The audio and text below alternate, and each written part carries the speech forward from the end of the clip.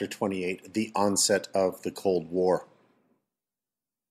Post-war antagonisms gradually led the United States and the Soviet Union into the Cold War. The contrasts between the countries were dramatically represented in their leaders. Truman, who believed in the innate goodness of America, and Stalin, the hard-headed realist who was determined to protect Russia's wartime conquests. The Cold War begins. The two countries split over three issues: control of Europe, post-war economic aid, and the control of atomic weapons. The division of Europe. The Allies first disagreed over the division of Europe, with each side intent on imposing its values in the area liberated by its military. The division of Germany between West, where the US, Britain, and France exercised authority, and the East under the Soviets was most crucial.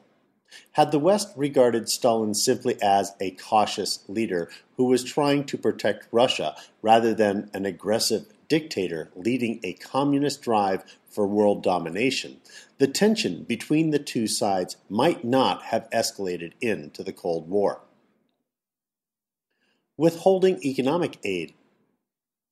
Though the United States knew of the enormous damage done to Russia during the war, Truman and Congress ended Lend-Lease aid and ignored a Soviet request for a loan that would have helped them rebuild. This American refusal to provide aid convinced Stalin of Western hostilities and contributed to a growing antagonism between the Soviet Union and the United States. The Atomic Dilemma. The United States proposed only a gradual abolition of nuclear arms in the Brunch Plan, thus preserving America's atomic monopoly, while the Soviets proposed immediate nuclear disarmament. Because both proposals were passed on each nation's self-interest, attempts to agree on mutual reduction of atomic weapons failed. Containment policies. U.S. foreign policy leaders initiated a major departure in American foreign affairs from the traditional policy of isolationism to one of containment, arguing that only strong and sustained resistance could halt the Soviet expansion. The Truman Doctrine. In 1947, President Truman asked Congress for an economic and military aid to Greece and Turkey to prevent possible communist revolutions. In providing this aid, the United States assumed what had been Great Britain's role, that of leading Western powers in the Eastern Mediterranean, and established that the United States would support any nation that was resisting communist takeover. This, the issuance of the Truman Doctrine, marked the beginning of the Cold War. The Marshall Plan. The American government also decided to contain Soviet influence by financing post-war European recovery as a check on communist power. Through the Marshall Plan, the United States paid for the industrial revival of Western Europe and ended the threat that all Europe might drift into the communist orbit because of economic depression. The Western Military Alliance. In 1949, the United States entered into the North Atlantic Treaty Organization, or NATO, a pact for collective self-defense, with 10 European nations and Canada. The move represented an overreaction to Soviet aggression, and tensions between the former allies escalated as NATO intensified Russian fears of the West. The Berlin Blockade. When the Russians blocked the Western access into Berlin, the Truman government responded with an airlift, which maintained the American position in that German city and contributed to Truman's surprising re-election victory in 1948. The Berlin crisis signaled the end of the initial phase of the Cold War. Europe was divided, and the rivalry between the Soviets and Americans was about to spread to the rest of the world.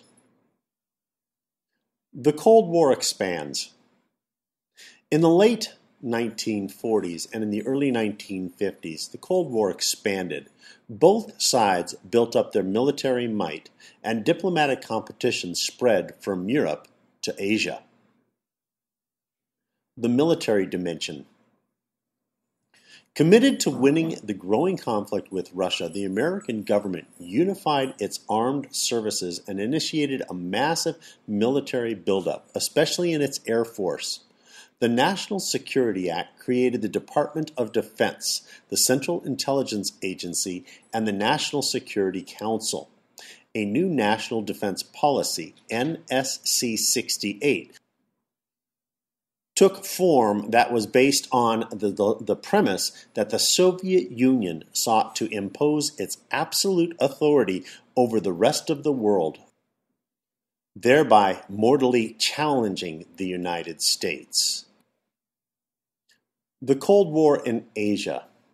In Asia, the United States consolidated its Pacific sphere, but failed to avert the Chinese Civil War in which Mao Zedong, the communist leader, drove Chiang Kai-shek, a nationalist leader, from the mainland to Formosa, renamed Taiwan later. The United States refused to recognize the legitimacy of the Communist government of China and turned its focus to Japan as its main ally in Asia. The Korean War. The showdown of the Cold War in Asia came in June of 1950 when the North Koreans invaded South Korea, perhaps without Soviet approval, leading to war. The United States secured UN support for a police action to defend South Korea. An attempt to drive the communists out of North Korea failed, however, and the war settled into a stalemate near the 38th parallel. The most significant result of the war might have been the massive rearming of America and the implementation of NSC 68. The Cold War at home. President Truman tried, for the most part unsuccessfully, to revive the New Deal reform tradition after World War II. The Cold War controlled Americans' attention, and the Republicans used dissatisfaction with the post-war economy and fear of communism in the United States to revive its political fortunes. Truman's troubles. Truman's apparent lack of political vision and his fondness for appointing cronies to high office were major weaknesses. Also, the post-war mood in the country was not conducive to further reform. As the economy settled into post-war normality, Truman found himself caught in the middle between union demands for higher wages and the public demand that the consumer prices be kept down. Truman vindicated.